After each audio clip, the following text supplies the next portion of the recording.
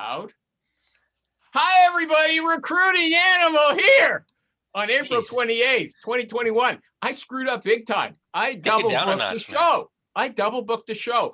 But just before the show, I told the guest that I thought was going to be the guest today, David Stephen Patterson. I said, you can come a little late if you want. No way, he said. I'm going to be there 12 noon sharp.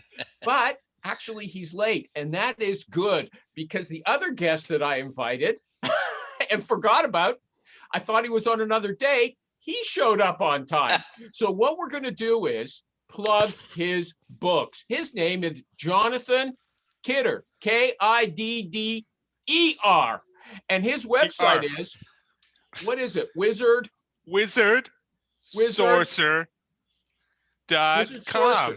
Okay, I'm going to teach you something, Jonathan. I'm going to teach you something for when David Stephen Patterson. Hold on, okay? You're a minute late, and I double booked the show, and I'm going to kick the other guy off, but I have to plug his stuff before we get going, okay? I'm not going to kick him off. I'm just going to feature you, and he can participate all he wants, okay? Oh shit! But Jonathan, he brought his handy shaving axe. I'm happy to see you. And you were just, I gave you a tip. And even before I got to give it, you did it yourself. We don't want to see your ceiling, okay? We want to see your face. But you know, David, Steve, Ernie's a ceiling guy as well, okay? Look, Jonathan Kidder, okay? I know your book's not going to be a #1 on the New York Times, okay? It's about sourcing and recruiting. But David Stephen Patterson, he needs a better webcam, doesn't he? Okay? I mean, he is a book author. He's going to do a lot of interviews. He doesn't have good clarity on that picture. Would you agree with me? 100%. Get a Canon M50, like $400. You don't even need an expensive webcam. You technically don't, but if I can barely hear you, David Stephen Patterson. Come on. I brought my tomahawk. Shut up. Yeah, I knew this was going to be a battle. Okay, David Stephen Patterson, did Michael G. Cox, did you tell me he's going to take his shirt off on this show? I mean, he's always wearing the muscle shirt anyway, right? Or something not. I shaved my chest with my tomahawk. Okay, let's get back to the ad, okay? You've written in the last month, 3 books or 2? Me? Yeah, you. Me? Yeah. Kind of with COVID, I just had so much free time, but I've written 3 books. And they're all on Amazon too. I gotta tell you something. Look at me. I'm over here. I'm in the center of the screen. Don't look over there. Okay, I'll move my here we go. Now you can see me, David. When it comes out, we're all going to be in different places. You know what? People are going to turn off this show because I'm screwing it up right from the start. Okay, I've done everything wrong. It's not just you. There are I plenty invited of 2 people to turn people. off this show. Then I'm just blabbing away. Okay, tell us the names of the book, where to get them, and then I got to go to the real guest. So my first book, Top Talent Sourcing Tools for Recruiters. It took me 2 years. Talent sourcing. Look. This is a prep for you. Don't mumble, okay? What is it? Top Talent Sourcing. I forgot the title. I'm freaking out here. Top Talent Sourcing Tools for Recruiters. Okay. Check it out on Amazon, David. I know. Check it out too. And what's your next one? I'll buy it today. Diversity Talent Sourcing, and then How to Become a Technical Recruiter. So I like that one. That's the one we'll be talking about most when you're featured, okay? Which we'll straighten out after the show, okay? Technical recruiting. What's your website? Because I'm sure everything is there. Wizard. Yeah. Sorcerer.com. So definitely take a look at the website. I blog about talent sourcing tools. I am going to apologize to everybody. I screwed up, okay? Hate me. Okay, that's what we do, man. Jonathan, you're welcome. You're welcome to stay for the show. And you speak up. You'll get a feel for it for when you're on. Because I can tell you're a little nervous. Whereas we got the muscle man himself here, David Stephen Patterson. And in fact, I'm saying his middle name wrong. It's Stephen, isn't it? Stephen, yeah. Can everybody hear him? I can't hear him. Can't hear me? That's better. Hey. How you doing, baby? Sound better now. You know what? This guy, he's just like this guy who writes 3 books at one time. He's got so much going for him that I don't know really how to introduce him. This is what he says of himself. My name is David Stephen Patterson. I am an internationally recognized headhunter who has been sought after by Fortune 500 clients from all over the globe. You know, David Stephen Patterson, okay, first of all, you know, last time he was on a few years ago, I saw him and another tough guy, Jeremy Sorcer, complaining that I was too rough with them. I'm not rough, okay? Be a man. Actually, okay? I kind of enjoyed it. Yeah, but here's my point. It's gonna be kind of hot. Here's my point, David. Okay, don't judge me. If I read that intro, I would say, "What a braggart!" But I watch all your stuff, and I like you. You're a nice guy. You're not a braggart, okay? But the way you've branded yourself there, I don't like. I'm going to go around. I'm going to go. Michael G. Cox has to say he likes it. Do you like that? What I just it's not always good to be internationally recognized, but internationally known isn't that from a rap song? Internationally known. Yes. Okay, that's my feedback. Ernie, do you like that? I am a sought-after recruiter by Fortune 500 companies. You got to do it. You got to do it. I think you saw something that's old. So the way I market myself now is very, very much different. So that might be something old that you got there. That's on Google. I put your name in, and that came up on Google. Okay, so now you're with me. DSP. You're with me, DSP. Okay. It's He calls Rob himself Bass, DSP.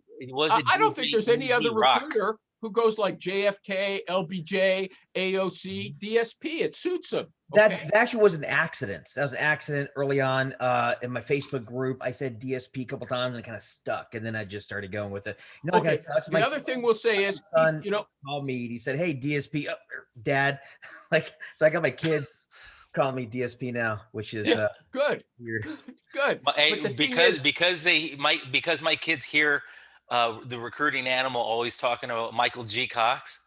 My kids now call me sometimes like Michael G. Cox. Hey, Michael G. Cox. I'm like, what? But they're smart.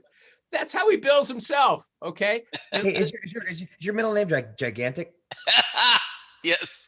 Okay. My parents had vision. Gigantic Cox. That's why he was wearing that girl's tunic. Okay. See, I build. Moving on. When I posted for this show, I put David Stephen Patterson as Steve Reeves. I posted him as Steve Reeves, the best Hercules ever. By coincidence, perhaps, his Facebook group is called HERC, H-E-R-C, like in Hercules. And that stands for Headhunter. And Executive Recruiter Community. What? You better cooperate with me a little better. I'm upset today. I screwed up. Don't think because I have this calm exterior that, you know, I'm not roiling inside, okay? Please. Time bomb. Okay. The Headhunter and Executive Recruiter Community, hashtag HERC. Okay. And that's Michael G. Cox's favorite community. He hangs out there. He's jealous. Rich, yeah, no, yes, you are. I'm a fan of these guys, okay? Hey, I come to their show and I type out everything they say. Okay? You do. It's actually really helpful. Okay. It's actually really, really cool. And not only that, Michael Free G. Cox, transcription services. Michael G. Cox, David's DSP has all these training programs. Don't worry, the show's going to start sooner or later, okay? and Michael G. Cox is one of the trainers, right? Yeah, he sort of. Yeah, not only a client, but also. You have to hold up the shaver. You have to hold up the shaver when you do that.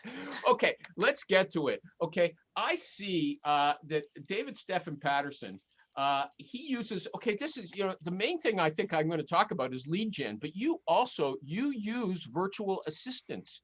Am I right about that? Yes or no? Yeah. Oh, okay. Yes. And you hire the virtual assistants through another recruiter who specializes in that. Am I right? Kind of, yeah. So he's not really a recruiter, but he goes and he, when I say recruiting, he recruits other people to join his VA company. And so he's very big in that space, but no, he's not really a recruiter necessarily. But yeah, his name is Jeff J. Hunter. And the website is VA Victor Allen, VAstafford.com. Okay. And his virtual assistants are in the Philippines. Is that right? Correct. Yep. I have three. I just started a third one this week. Oh, so you got three going at one time or successively? Yeah, 3 going at one time. Yeah, I have 3 at one time, and probably hiring a 4th here probably within the next month. Okay, So, but he says that there's uneven reports about VAs from the Philippines, and there's good reason for that. What's the problems that people should watch out for, or do you not worry about that? You just trust Jeff, so you say I'm going to hire from Jeff, and I don't have to worry about anything else. Well, I trust Jeff. I mean, but I will say this. So the problems people have basically is when you want to hire somebody independently, like Fiverr, Upwork, whatever, you might pay like $500-$600, $700 a month, and it's really cheap. But I burned through a lot of them. They're inconsistent. They don't do the work, or maybe they're using several different clients at once. So you're like, are you double billing me or whatever? With Jeff, you'll probably pay 2 to 3 times as much. But what he does is he pays extremely well. He pays, I think 25% above the normal VA rate in the Philippines. Everybody that comes in, they go through 2 or 3 week training program. Usually 80% of them drop out of the training program.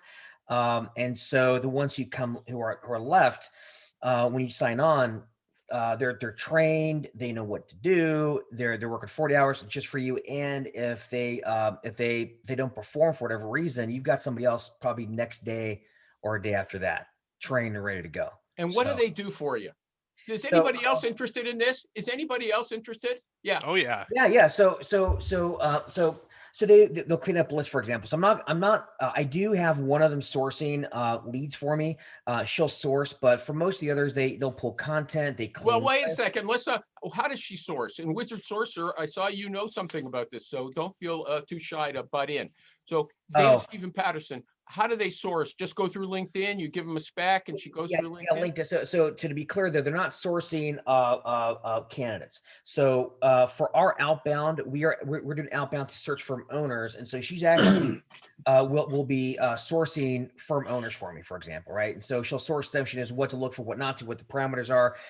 She'll tag them, and then she'll pull them out of Sales Navigator, and then we have a crew that does the cleanup, and they'll clean up the data, make sure the name's correctly, get rid of acronyms, stuff like that, and they do all the technical work like uploading the data, creating meshing sequences, making sure things are running smoothly, making sure as leads are coming in that they're being handled correctly. One of the things we're adding to our service actually is we're going to start responding as the client in certain situations. We'll have a playbook and certain parameters. So I'm going to have a VA that's going to handle that. We're also moving towards personalization for all messages, even the mass messages. So I'm going to have somebody go in and actually personalize every single message, and they'll have templates for it. Hold on, by hand? Do you have to do that personalization by hand? Doesn't it that automatic? No. So for example, if your first message is like, "Hi, Bob," and then I happen to notice that Steven Schaefer recommended you for marketing on your LinkedIn. Fantastic. And right, that might be the personalization line, right, which can be used as a variable, and then after that is going to be the actual message, right, the actual sales message. So you're just using.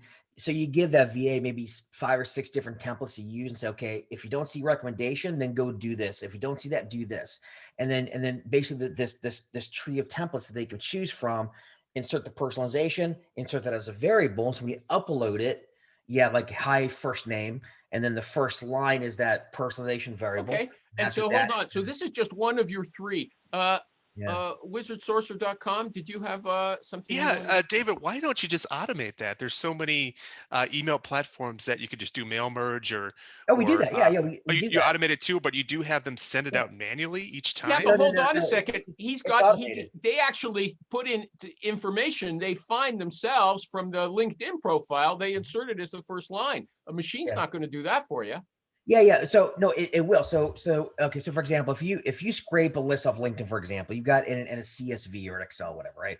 Yeah, first name, last name, company name, title, email address, whatever, and then we also have another field which is a personalization. And so basically, all that stuff is already in there, right? We clean all the data and we upload it. So it is automatic, but we just add in the personalization. It gives us about a 20% lift on all of our replies. In our testing. So for that, in that sense, it's worth it because everybody else is doing doing the automation. So let's make it more personalized. So it is automated, but it adds that personalization element to it. And VA is good for that because it takes some time, But if you give a VA like say 6 templates and say, okay, look for this, if not this, then do this. If not, and they can run through and do maybe, 5, every 4 or 5 every minute or two, and then after a couple hours, they've got a nice list, and boom, we put that up, and then you have a higher response rate. And how have you done A/B testing with personalization and without personalization to see what the numbers are? It's about a 20% lift on our responses. So other things that we do. So we also do like. Wait a sec. I want to give Wizard Sorcerer. He's kind of shy, it seems. I want to give him a chance to counter. What I think that's a good approach. I mean, there's tools that can do that too. So like Mailshake, you can like have the Excel list, and then Milkshake or Mailshake. Mailshake. You can do that. You can automate personalized messaging. So there's ways to do that, but I'm very interested to just hear more about this, David, too, because we do the automation. Now our emails are done through Outplay, and then we have our LinkedIn automation tool, which is Tactical Link. But what I found is that like even with that, there can be mistakes made, or oftentimes you have this little personalization that like a machine can't do. So maybe during me, one of my V's, she sees something interesting and like, oh, and she knows how we talk. So she'll just say, hey, Bob, yeah, I really love the way you whatever, right? Something that automation tool can't do. And so that's how we use it. Okay, so hold on. Let me back. I'm finding it interesting because I see people mentioning VAs, but they never get into it like this. But what's this Jeff's name again? Famous Rich Rosen came in late. We're talking about VAs. He's got this provider. Is your provider, Jeff, actually living in the Philippines? And does he interview these people, or does he operate from the US? No, he operates from the US. So he's in California. He has a US team, to like a core team in the US. And then he has his management team in the Philippines. They have a whole training program out there. And he's got his managers out there. Okay, how did you find him?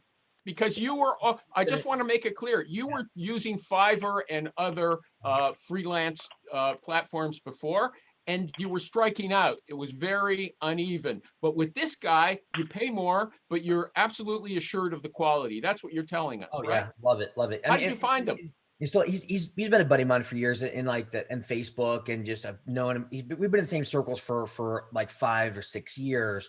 And it was about 2 and a half, 2 years ago when I decided to make the jump and use his service. Okay, and what's his website again? It's called VA, so Victor Allen, VAstaffer.com. And Ernie, did you have something? Ernie? Yeah, I was going to ask David, do you have like 4 people that you're working with right now, VAs? How long have you had them, and how many have you gone through? So I had 4. One died. So I had he was our first VA. He was a great kid. His name was Chris, and he died last year. And so, but every other VA that we've had have stuck to us the entire time. So I started with him. I added a second, and then he passed away, unfortunately. So we replaced him. Those 2 have been with me. But hold on, Jeff said, I did a little research. Jeff said they, on average, they only last for 2 years anyway. Is that right? I don't know. I've been using him for about 1.5 years, 2 years. So okay. Maybe I'm about to hit some, which is fine. Look, at the end of the day, if you have a really good VA that moves on after 2 years, that's great, because considering the normal issue where one might last a week, if that, and so that's not really that big of a deal. Plus, again, and the cool thing about them too is they have like a backup. So, for example, I think for every 2 or 3 or 4, they have a backup that's trained on others. So if one is out, if they're sick, something happens, then the backup can come in and work for a few hours. So this is a real serious operation. I see. Yeah, it's kind of interesting. It's got strategic depth. Yeah, you pay for it too. I mean, because I don't necessarily want to price this for Jeff. I know that you'll probably be paying the equivalent of like $8 or $9 an hour, maybe $10 an hour, for a VA. You would pay like $4 an hour equivalent if you find them on your own. So, but it's still way cheaper than you'll get somebody in the US, but such higher quality. So, if you want to pay the extra money, and it's worth it for sure. Okay, and now you told us what one does with the with these personalization, personalized yeah. letters. What about the others? Yeah, so I've got 2 on lead gen. They do that. They'll do cleanups. They upload everything. They make sure that things run smoothly for the operation. And then the person who sources, she's also my executive assistant. So she handles. Could a professional sourcer, Mhm. like the wizard sourcer here, could he use a virtual assistant? You think? Yeah, I mean, look, if you want somebody to handle even personal things, finding a new apartment, booking reservations for you, all the way through taking notes. No, I mean his work, like his daily work, sourcing. That helps though. It helps with your work, right? Because it takes all those Right. things off the plate.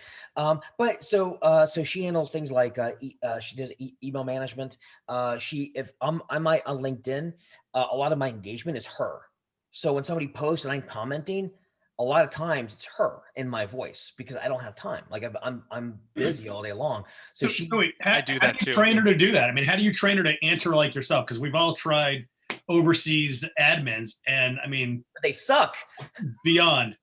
Yeah. You know? How do you train her to be a jerk? Just curious. That's my personality. Never shout at me for a bit. Hold on, wizardsourcer.com. Did you say you've got someone doing this same LinkedIn stuff for you already? You know, I've done Upwork, I've done Fiverr, but you know, David, having someone that you can really trust is better than what I've used too. So I've had success with Fiverr here and there, but it's pretty spotty too. Yeah. But I do have someone responding over Facebook too for comments, and I've found kind of a social media management person. But in regards to Upwork and Fiverr, it's not great.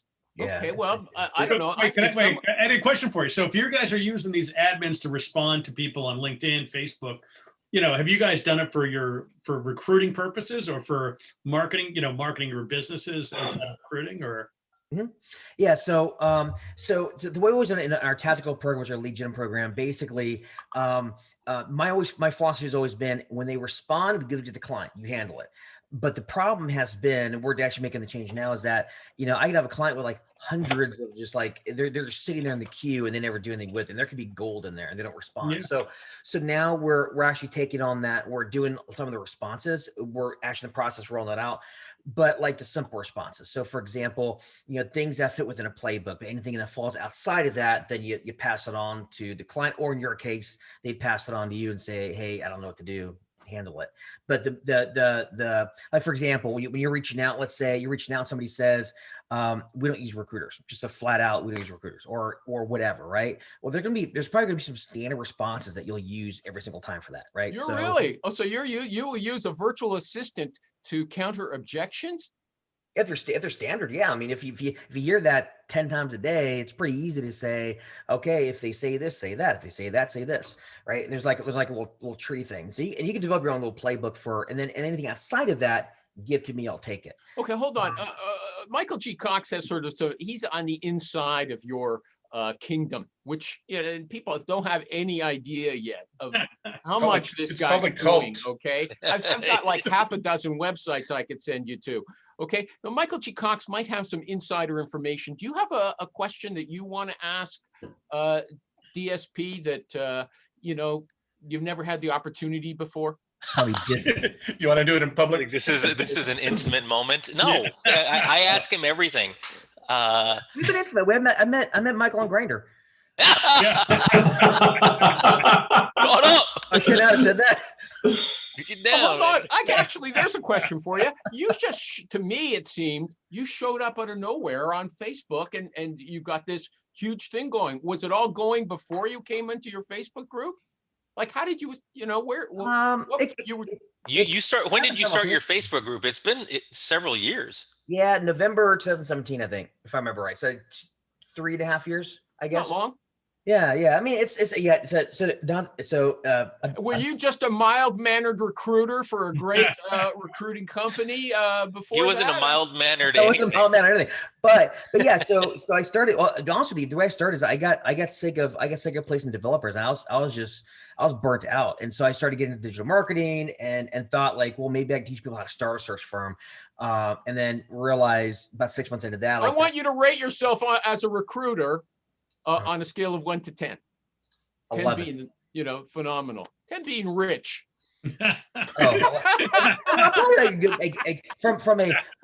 I will tell you this from a 11. sales and marketing side of it. I'm a dime. I'm a 10. When it comes to like things like the sourcing and all that kind of that's not my area. So I'm like a 6 or 7. I don't train that. I train sales and marketing. That's my thing. So you've got the gift of gab. He said, would everybody agree with me about that? This is one of his gifts. Also, it sounds like you learn things fast. I mean, you were just an ordinary recruiter. You got bored, so you went into digital marketing. Yeah. And you can talk about it endlessly. That I have a passion for it and I have a talent for it. It just kind of happened by happenstance, not happenstance, but I learned because I want to do something different, and then applied a lot of what I learned. I learned a lot of learned a lot in the SaaS industry, like how they sell their services, and I applied a lot of that to how I sell my service as well. So you're like a Glenn Cathy kind of guy. He's a self-taught sorcerer who we never hear from anymore. So DSP. So I think where one of the origins of a lot of the marketing was, you had mentioned once that you see a lot of people on LinkedIn talking about how they can generate leads for you. So you checked out what they were doing and realized it's crap and you can do it better. So you started diving into that pretty hard. Oh yeah, for sure. I mean, it's like I looked at when I first started.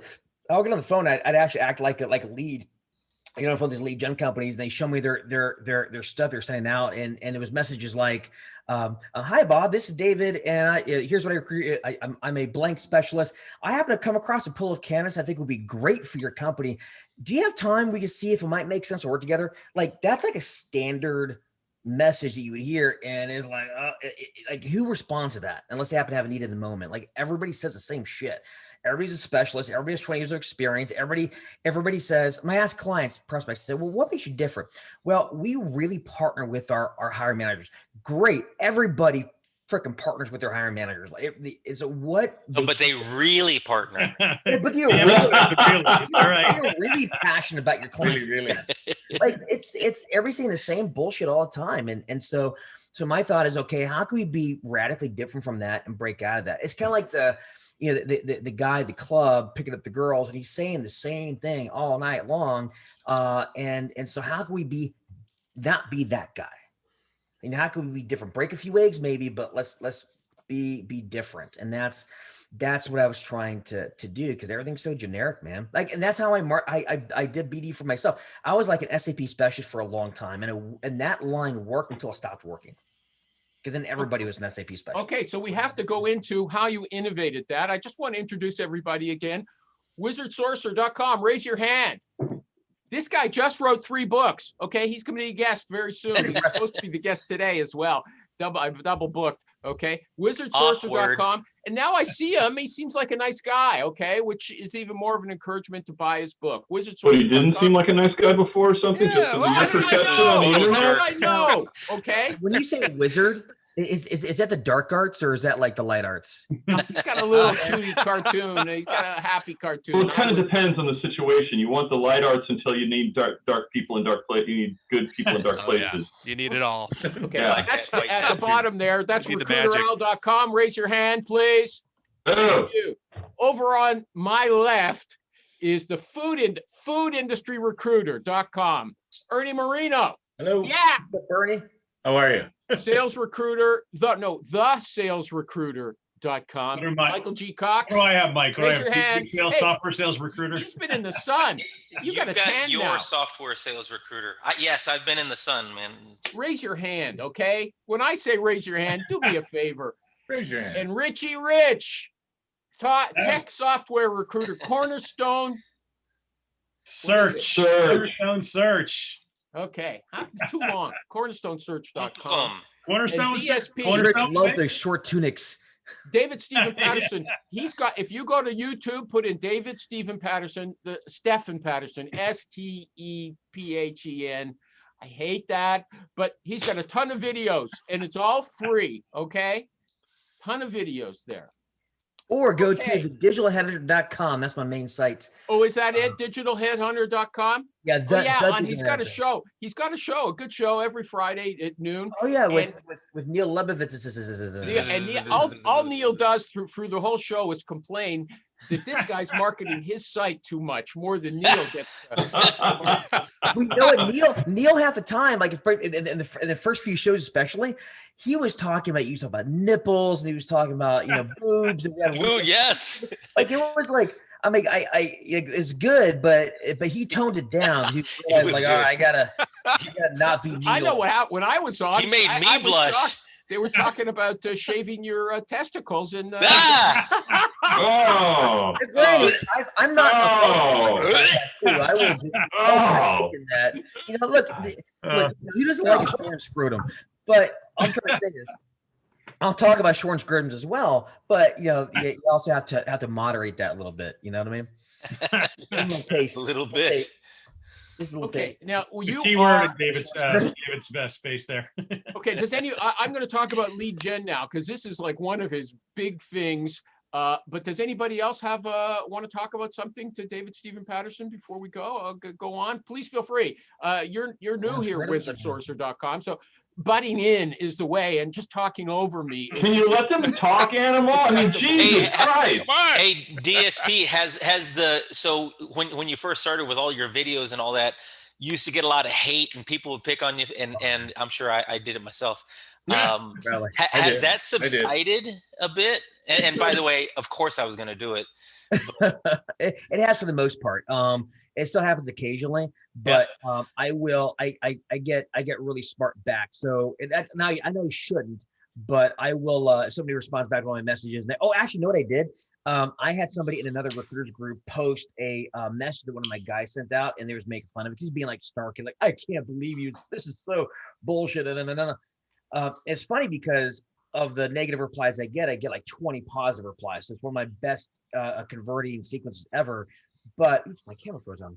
But the interesting thing though is, so he did that. So I did about a 3 or 4 email sequence to my list where I basically started troll bashing, and I actually so whenever I get a troll like that, I usually don't respond directly. I'll use that to build my brand. So nowadays I've kind of learned. Why don't you get your VAs to respond to that? No. I got to be personalized on that one. That's no, but just let them go at it and just let them write anything. You know what I mean? You know what? I'm gonna recommend to Amy to get a VA to deal with all her haters. I'm Mario. Are you Mario R? Is Mario Karth actually Mario R? Do we know you? Yeah, Michael. That's me. You're Mario R. Yeah. Congratulations. Yeah. Nice to meet you. Hi. Where are you? Are you in India right now? Yeah, exactly. I didn't know Mario R had a face. No. It's the middle of the night. What are you doing here? Couldn't miss the Start show. blocking. What do you think? Okay. I close some deals. Make some money. Okay. Feel free to speak up. Feel free to speak Definitely. up. If Hey, you man, wanna careful ask with the David Rona out Stephen there, man. Patterson. David Man, Stephen it's Patterson. crazy over here. I'm working out in my bedroom. There are more than 2 or 3 of us here, so you should maybe mask up for the show. Okay. I'm gonna put something on right now. David Stephen Patterson is a lead gen expert. Okay. Yeah. Show us what it says. This mask I can't is read it. useless, and so is yours. Where's Lisa this week? I was kind of looking forward to her coming back. I like that kind of. There was a girl on last week who had an orgasm on the show. Here's the star of the show. None of us knew her. Okay. What is lead gen and what do you use it for? Do you just use it for your training courses, or do you use it for in your recruiting life? Yeah, recruiting as well. Yeah. So really all it is the whole concept is you can't sell anything unless there's a pain, right?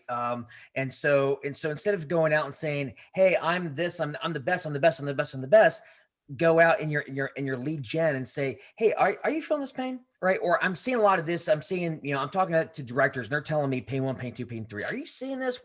I can't hear him. Do other people make out what he's saying? Take the hat off now. I hear him just fine now. So your hat might be a little tight. Yeah. Turn up the audio. So my whole thing is if there's like 100 people out there, right? 2 or 3% of them are in pain at any given time. And my messaging, I'm just trying to find out who's in pain, and then get them into a call. That's all lead gen is basically finding who's in pain, and if they are, get them out. Just like in recruiting, right? Yeah, but isn't that the biggest thing, or like one of the hugest things to get a potential customer? Is lead gen for customers or for candidates? Both. Same thing, really. Both. You're a candidate. A candidate's not going to move and take another job and quit their job unless they're unhappy or there's a pain or something going on. So it's the same thing. You're just trying to figure out who's in that pain at any given time. Recruiting is a little bit easier because you have something in hand, right? You've got I've got this thing, I've got this job. But usually on the marketing side, that's where a lot of recruiters fall flat because they don't have that job to fall back on. Maybe a candidate, but that's about it. But trying to pitch your services, that's the hard part. And so if you don't have a candidate in hand to pitch, instead you're going to your messaging and you're trying to get people in conversations about, I'm seeing this out there. I'm talking to folks and they're telling me this. Are you seeing this? How's this affecting you? And I'm just asking those questions. And as they respond. What do you mean you're asking the questions? He's asking questions. What part of this don't you get? When was the last time you went out and marketed, Animal? Come on. Hold on. No. You know what? I'm going to tell you one of the virtues of this show. What are you going to tell us? One of the virtues of this show is we don't let people just say general statements. We like to get down to the nitty gritty. Watch out, Wizard Sorcerer, when you come on. We like to get down to the nitty gritty. Okay. He did. No fluff. He did. He just switched the script. He didn't say, I'm great. He looked at the reader and said, hey, are you seeing this? Are you seeing that? Are you seeing this? That's all it's about. Okay, so you're sending an email with a body of the email. It said, I'm seeing this in the marketplace. Are you seeing it? Is that the WIFM model? Yeah, how are you handling this? How are you handling that? I mean, there's a bit more nuance to it because you don't always do that. You still want to sell yourself. Hold on a second. Wait a second. Let me just set a framework. Let me set the things I'd like to cover. We still got some time. Good time. Hey, okay. I've got go ahead. There's two different kinds. You said there's two different kinds of email campaigns, right? Did I? There's two different kinds. Talking to you, David. Talking to you. Okay, I'll go through my notes while you're talking, but that's one thing. There's two different kinds of email campaigns. You said when you do a lead gen campaign, there's three elements. There's LinkedIn, there's email, and there's phone, including voicemail, and you sequence them a specific way, right? So tell us about, let's call that triple threat. I know Rich does a double threat. He sends an email at night, calls them in the morning, okay? And he leaves as much many voicemails until they get back to him. What's your story with that LinkedIn, email, phone? What's happening there? Who are you? Give us a specific example. I'm recruiting candidates. This is what I do with that. And if I've got it wrong, just tell me. Okay, gotcha. So I'd say a typical sequence might be, let's say, LinkedIn connection request. If they accept, you send another message, which is, hey, appreciate you accepting, You just kind of warming them up. And then send out your actual sales message or recruiting message, as the case may be, which is the meat of the next message. But typically what I like to, in terms of a sequence, I like to do LinkedIn, email, LinkedIn. Yeah, I go back and forth. So LinkedIn, email, and just throw in a few phone calls in the middle. So I might do, say, a phone call, maybe my third or fourth or fifth piece of the sequence. There's no secret way. It's just, do whatever you want to do, right? As long as you're mixing it up. So if I send an email message, in the email, I'll say, hey, I just tried to reach over LinkedIn. I know you're not probably super active, so I thought I shoot you an email as well. And then put in the script. What goes in the subject line? What goes in the subject line? Catchy subject line. What's that? Do you scratch your balls? That's it. That's the subject line. Catchy subject line is my best performing subject line of all time. Is catchy subject line. Oh, that's what goes in? Catchy subject line? Oh, yeah. And it's my best performing subject line by far. Anybody want to comment on that? I'm sure it gets opened. I love it. All the time. It's pretty good. I'm gonna You need balls to do that. I mean, seriously. What's that? You need balls to send an email with that kind of catchy subject line, especially in the federal space. No, you have to understand. If you're reaching out to salespeople, if I'm reaching out to recruiters, it opens up really high. Maybe not to say technical people, right? Because they won't get it. But catchy subject line is my best one. My second best one is pattern interrupt. Just that Pattern Interrupt. That's my second best one.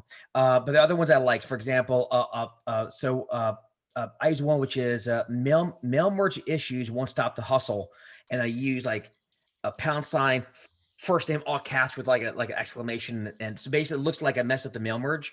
So I'll do mail merge issues won't stop the hustle, first name. Okay, now hold on a second. You said, let me see if I have it correct. You like to send things to people's business work address, email. Am I right about that or wrong? Oh yeah. If you're for recruiting, still do it. Like if you're recruiting, if you're doing marketing, obviously if you're doing biz dev, work email is going to be the most appropriate. For recruiting, personal email is going to be the most appropriate. But yeah, if you need to, send it to their work. If you're recruiting, send it to their personal. Because I post a lot of complaints from people saying this guy emailed me at my work email. It's outrageous. What do you think of that?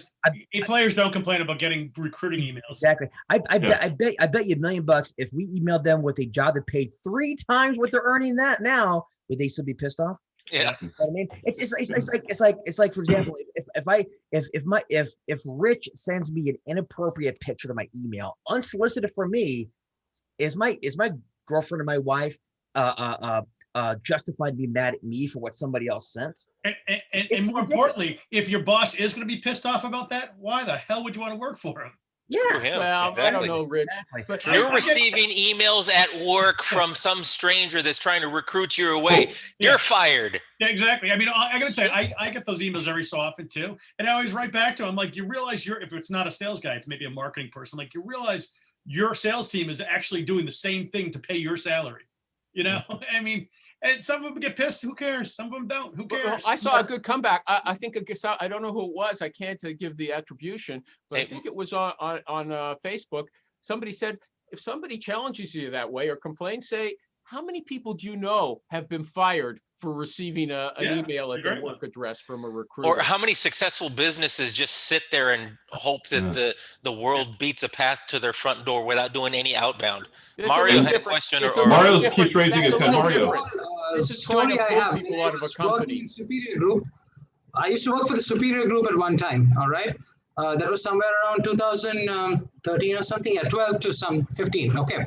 What happened is we had a client called Tabor, and God knows they can't sue me here, thank God. But that company CEO, or the president, used to have a filter in his email, in the emails, all the emails that came into the domain, where if the word recruit or job opportunity, it's highlighted, and immediately that something happens and the CEO gets the email forwarded to him.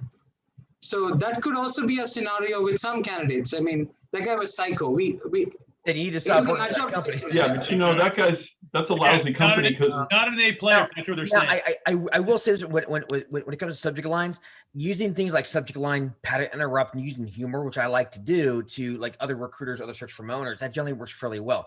But generally speaking, when it comes to like, say, if you're reaching out to IT directors, VPs, okay, I get it. Those won't necessarily work as well. So I will say this.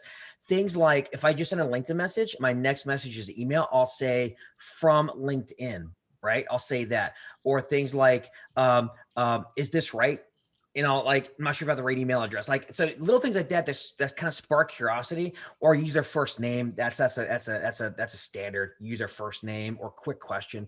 But I find like little things like that, you know, when you do like, when your message is, you know, would like to talk about an opportunity or whatever, you know, a 20+ year recruiter or whatever, if you're giving out too much of the subject line, then they'll just skip it.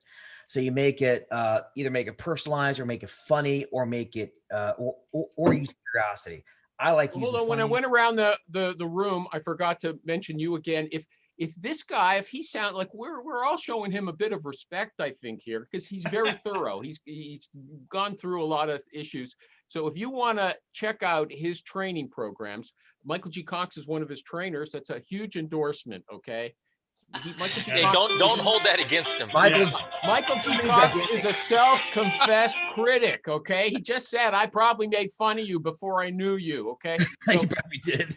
Hey, DSP was the shoulders. Okay, so hold on. So if you want to check out DSP's training, you remember that? digitalheadhunter.com. Is that right? TheDigitalHeadhunter.com. Yep. Digitalheadhunter.com. Okay, I'm going to do an ad for our good friends at Honeit, HONEIT.com. Hey, It's for online interview technology. I heard someone talking about another company that does something similar. Actually, I heard them on David's show, I'm pretty sure. And you go to their website, you interview the candidate on the website. It records the interview, audio, video if you want it, gives you a full transcript. You send it encrypted to anyone on the hiring team. The guy who gave the testimonial for the other tool said, this really impresses my clients. The thing is with this, if you have a key question, you press a button. When you start asking, when the candidate's finished talking about it, you press another button, and that creates a little clip. They don't have to listen to the whole interview to get the good stuff. You hammer them with the juicy, sexy parts. Okay, Honeit, HONEIT.com. Okay, I can pursue this. And real quick, I want to say I use Honeit as well. Great service. Wow, what an endorsement from DSP. Yep. Okay, I've got like tons of questions about this lead gen, but I'm going to open it up. Anybody else want to talk to him about something? No, the first time ever. That's not true. I always ask. Okay. So for instance, okay, we know Rich has told us that he is relentless. Okay, I'm on your voicemail. You're not going to answer me. I'm going to call you again. Okay. What a double call, baby. DSP, how many times are you going to pursue this sequencing? How many times are you going to hit them? Like 8 to 12 times. I mean, if you combine all the messages, all total, right? No. There's a set of 3. Okay. What happens after they don't reply for any one of those things? What comes next? There's 4, actually. What do you mean? Okay, you got the LinkedIn, you got the email, you got the voicemail. That's but 3. But we're doing multiple. Okay, we're doing multiple messages, so you can text too. But we're sending more than one email, more than one LinkedIn. So that's more than one. There's a difference, 10 or 2. Okay. Yeah. But no, 8 to 12 times over like maybe a 20 to 30 day period. It depends on the goal. Like if it's recruiting, I'm trying to do things like a lot faster. Then it might be like 2, 3, 4, 5, emails and phone calls and LinkedIn, like a very short 5-day period, as opposed to if I'm marketing and doing BD, it's more of a slower drip. I'll do like 8 to 12 over 30 days.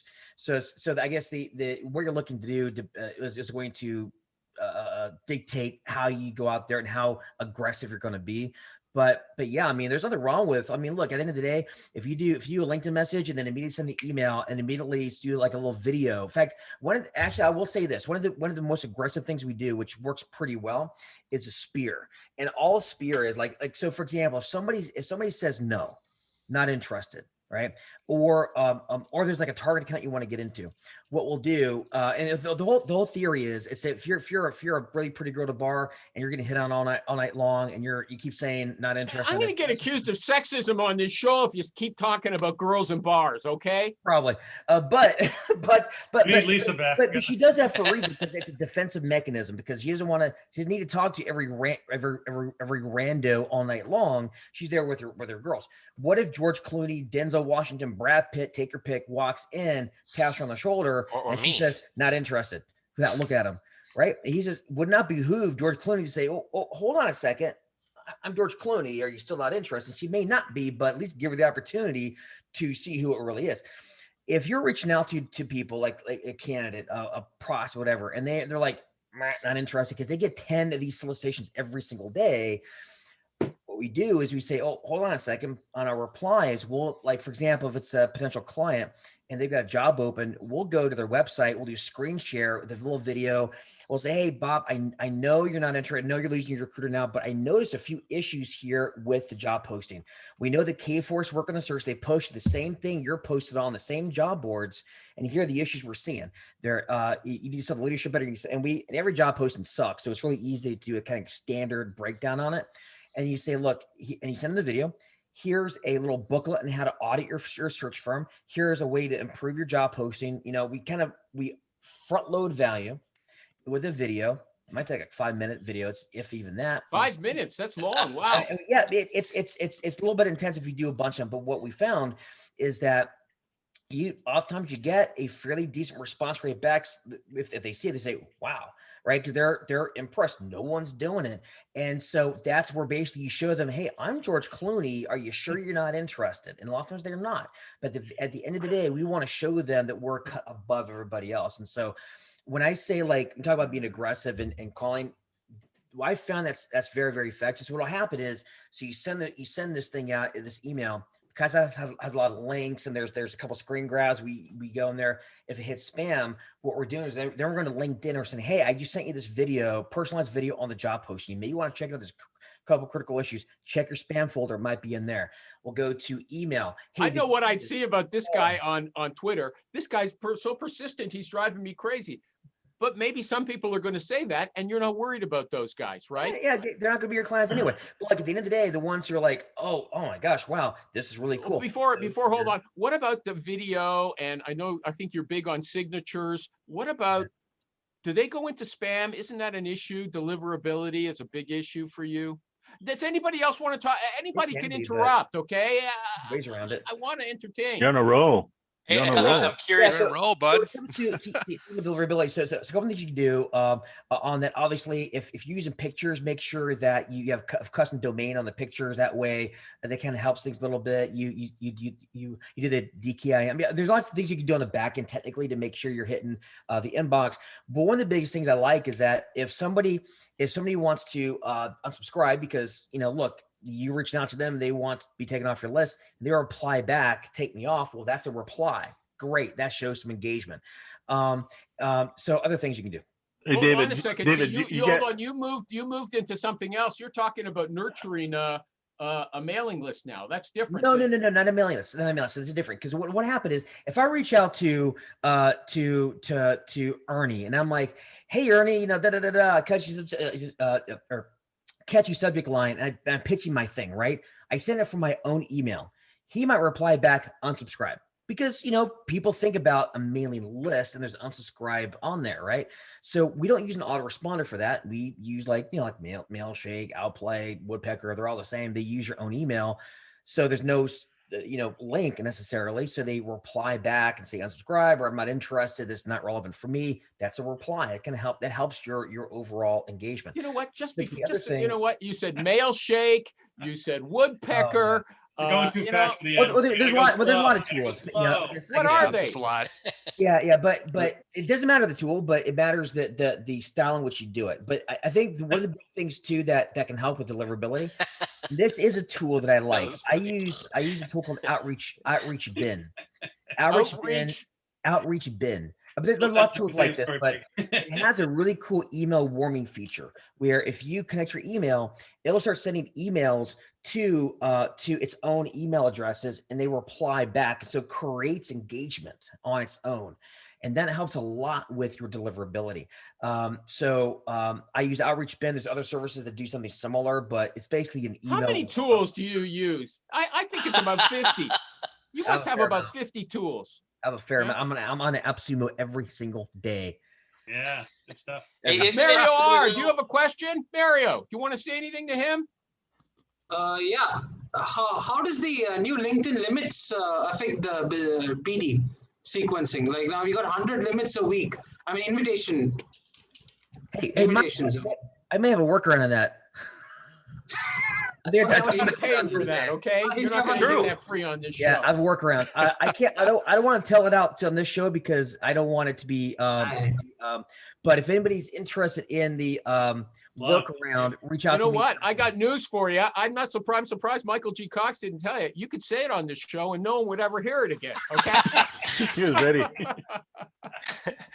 If you put it on Grindr, they will. RecruiterOwl.com has been very quiet with that stentorian voice of his. Do you want to say anything? We're almost out of time. I love listening to him. David, I'm going to hit you. I'll hit you up on that thing. I'd like to see that link. The guy's a font of information. I like the guy. He's preaching what I practice. I mean, he's doing the WIFM model when he's reaching out to people. He's front loading the value. He's not coming at it like I see 10 spam email, hey, we come across this guy emails that we get from agencies that we never want to work with. And I mean, the guy's preaching value here. You should You should Okay. have him on again. I didn't I think ask the you to key word- endorse him. I I have asked a if you had a question. question. I don't know if he paid you in advance. Ernie, do you have something Hey, you want to say? David, you talk about setting up these videos and all these other things. Do you do that, or do you have a crew of people that are behind you setting all these up for you?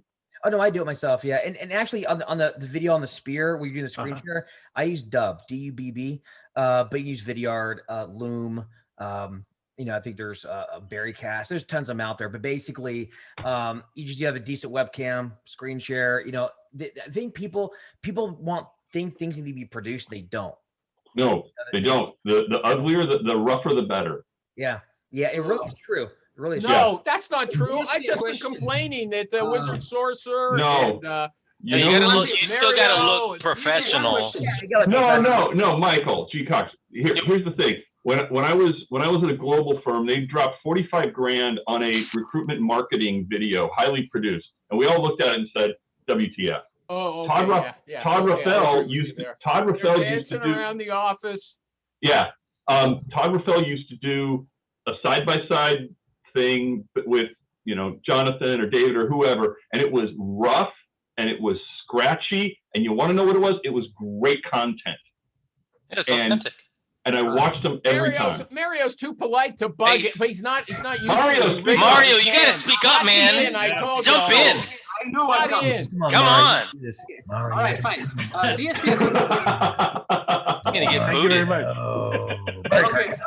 DSP, a question. What if you don't want to show your face on the when you're doing the video grab or whatever? All right. Why What if wouldn't you don't want you? to show your face? Because Why wouldn't he's you? pretending to be an American. That's why. It won't be effective. You wanna show Not your- pretend to be American, but come on. I work in the federal space sometimes. So do you think they want to see a brown guy call for a TSSCI guy? I mean, they're going to freak out. I had a guy freak out on me when I got a video with him. I told him, dude, I am on your side. I want to get you hired. I don't want to get get in trouble for no reason, all right? You know what you do? Mask Yeah. it, That doesn't work, trust me. And you can see the background over here. Not to be, to be frank, do you think you want to see this background on a video cam? No, well, Hey. hold on Zoom. I'll Get send back you to my the background, video. man. You think Yeah. I'm out on the prairies? You can on Zoom. You can pick. You can pick a background. It'll be Okay. less effective The if you don't use prairies. it. Use this one. There you There go. you Perfect. go. Yeah, that's There you awesome. No, what is it, dub? When you're using dub or something, DSP, you were mentioning, right? You do a video, Okay. a quick video of it for that Yeah. reason. So no, Zoom, leave Zoom aside. Zoom, I don't give a damn. If someone gets on my Zoom, that's it. They are in mostly, at least. It's legal now, Okay. David. Yeah, it's all right. It's all right. Yeah, so I will say this. So you can turn off the webcam feature, so you can screen share without having your face in the corner, and that's fine. Mhm. Candidly, it won't do as well. I mean, people want to see that. That's why nowadays on all my calls I do all Zoom. I don't do any phone calls anymore. I hate phone calls. It's all Zoom all the time. Wow. That's what people I like the phone. expect. I did too. I like the phone. Me too. Man. I Hate hate the phone. When I talked to Rich, I don't know how I'm Rich in this yesterday on the business. phone, and it was like I can't see his face, and he has a beautiful face. I wanna kiss it. Sorry, didn't mean to laugh so hard there. Wizard Sorcerer, last question to him because I screwed him today. But you know what? I think just judging from how you reacted today, I think this was a good prep for you, and you're going to be a better guest. Yeah. After. All right. Yeah, I'll be Final- good. You have something you want to say? Oh no, David, thanks so much for all your insights. It was really a good hour. So I appreciate that. Okay. Hey, This guy one- wrote 3 books, one- wizardsorcerer.com. Just go there, check them out. Tech, you want to learn how to be a technical recruiter? I see people say, I'm starting out, I don't know what to do. This guy tells you. When's he gonna be on? Use Whatever the it wand. is. When's use it? the You on wand. next week, Jonathan? No, I don't even no, know. I'll tell you when he's on. Okay, I screwed it up. I thought was we just had gonna do it. I don't was even gonna- know. Food industry recruiter, cornerstonesearch.com, the Hey, We need another hour. the salesrecruiter.com. Mario, do you have a website? Yeah, alexisrecruiting.com. What? What? alexisrecruiting.com. You have Lexus. recruiting.com? That used to be my website. I'll tell you about that story. And recruiteral.com Yeah. and DSP, digital The digital headhunter. headhunter. And let's have a troll. There's Let's the digital everybody, troll hunter. let's everybody wave. Okay, come on. I want to be able to put it in a picture. Thank you. Thanks.